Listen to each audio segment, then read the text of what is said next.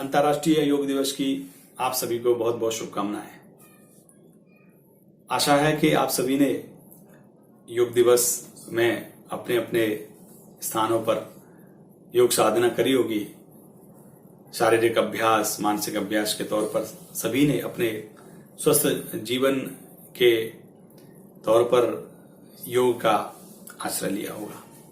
और इसी कारण आज जो भारत ने शुरुआत करी थी विश्व को, और इस विश्व योग दिवस के रूप में एक बड़ा कार्य जो है विश्व की फिटनेस के लिए, समाजों की फिटनेस के लिए, क्योंकि व्यक्तिगत फिटनेस के जरिए ही समाज और राष्ट्र और विश्व का स्वस्थ मंगल हो सकता है। आज के शुभ अवसर पर मैं बस यही बातें कहना चाहता हूं। एक बहुत महत्वपूर्ण बात मेरे ध्यान में आई कि हम सिर्फ एक ही दिन को हम ये ना समझें। हाँ, विशिष्टता रहती है, लेकिन योग हमें प्रतिदिन करना है। इसका संबंध पूरा हमारे बाकी कार्यस्थल पर है। अगर हम प्रतिदिन की बातें करें तो हम परिवार की जिम्मेदारी संभालते हैं, समाज की, कार्यस्थल की, अधिकतर कार्यस्थल की संभालते हैं, लेकिन तीनों कार्यों का अपनी अपनी अलग अलग जिम्मेदारियां हैं। परिवार की, कार्यस्थल की, अर्थोपार्जन के लिए जो व्यवसायिक कार्यस्थल है, और समाज की। इन तीनों की जिम्मेदारियां हमें निभाने के लिए हमारा शरीर स्वस्थ रहना चाहिए। ये नहीं है कि हम बहुत मानसिक एक्सरसाइज होती है, बहुत टेंशन होता है और काम पे जो है रहता है तो हमारी एक्सरसाइज ऐसी हो जाती है, या हम बहुत श्रम करते हैं, खेती बाड़ी करते हैं, हम तो फैक्ट्रियों में काम करते हैं, सब करते हैं, तो हमारे शरीर की ऑटोमेटिक एक्सरसाइज हो जाती है, या इफेक्ट डालती है, लेकिन वो अपूर्ण है। क्योंकि शरीर तो दोनों से मिलता है। शरीर की फिजिकल, शारीरिक और मानसिक, दोनों की स्वस्थता को ही पूर्ण स्वस्थता बोला जाता है। तो यही मूल मंत्र वाली बात मैं आज आपके सामने कर रहा हूं कि यदि हमें सही तरह से अपने जीवन भर में शरीर को स्वस्थ रखना है तो इन दोनों बातों का विशेष ध्यान रखना पड़ेगा। पूर्ण शरीर की फिटनेस में शारीरिक और मानसिक दोनों बातों का सम्मिश्रण करना पड़ेगा। इस बात को अपने अपने तरीके से आप समझ लीजिए कि यदि हम कार्यस्थल पर, मतलब अपने दिन में ज्यादातर समय अगर श्रम से लगाते हैं, हाथों से काम करते हैं और शारीरिक श्रम का योगदान ज्यादा रहता है, तो हमें मानसिक एक्सरसाइज की जरूरत है अपनी एक्सरसाइज साइकिल में। और यदि हम कार्यस्थल पर या अधिकतर समय दिन में मानसिक एक्सरसाइज या मानसिक कर्म करते हैं, जैसे ऑफिस के काम और दूसरे जो बड़े पद वाले काम हो रहते हैं, जिनमें ज्यादातर मन का प्रयोग होता है, मानसिक बुद्धि का प्रयोग होता है, सोचने का, समझने का, एनालिसिस करने का, मतलब अधिकतर जो मन से काम किया जाता है ऑफिस में बैठने का, तो उनको ज्यादा शारीरिक एक्सरसाइज की जरूरत रहती है।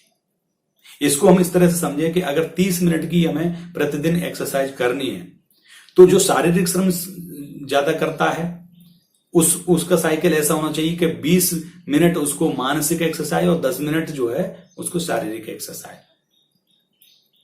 जैसे कि शारीरिक श्रम, जैसे कि किसान बंधु, कर्मचारी बंधुओं के लिए अगर मान ली जाए 30 मिनट की एक्सरसाइज का साइकिल हम माने, तो 10 मिनट उनको शारीरिक एक्सरसाइज करना चाहिए, जैसे कि सूर्य नमस्कार, प्राणायाम, योग प्राणायाम कर लें, 10 मिनट में आपकी होगा।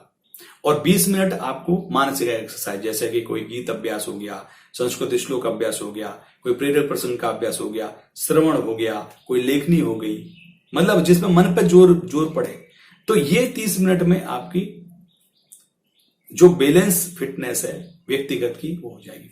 सिमिलरली ऐसे ही जो मानसिक एक्सरसाइज करते हैं, जैसे क्लास 1, 2, 3 सुपरविजन से लेके ऊपर वाले जितने भी बड़े पद होते हैं, ऑफिस में बैठने वाले लोगों के लिए उनकी मानसिक एक्सरसाइज होती है, लेकिन फिर भी उनकी रेशो अगर 30 मिनट में देखा जाए तो 20 मिनट उनको शारीरिक एक्सरसाइज करनी पड़ेगी। सूर्य नमस्कार, योग प्राणायाम, उछल कूद, आसन, योग अभ्यास, उछल कूद, कुछ भी खेल है ना, कोई भी गेम्स हो गया, 20 मिनट, मैं एक एग्जांपल बता रहा हूं, और 10 मिनट उनको मानसिक अभ्यास, यानी कि जैसे गीत हो गया, सुभाषित हो गया, किसी प्रेरक प्रसंग की हो गया अभ्यास, प्रतिदिन अभ्यास।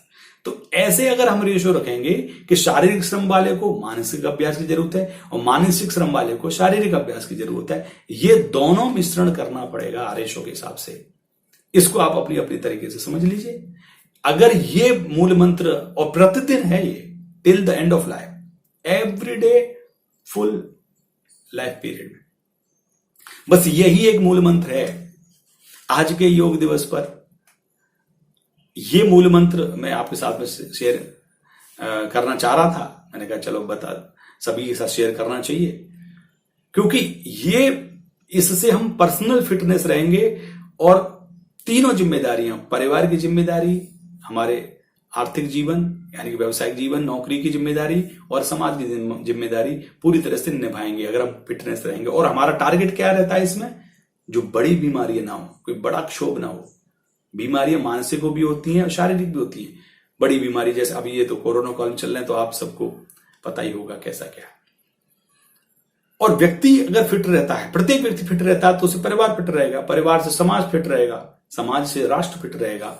और फिर क्या हुआ, किसी की हिम्मत नहीं है कि राष्ट्र की तरफ आंख उठा के देख सके, समाजों की तरफ, परिवारों की तरफ आंख उठा के देख सके। तो ये एक संदेश था जो आज योग दिवस पे आप सभी को देना था।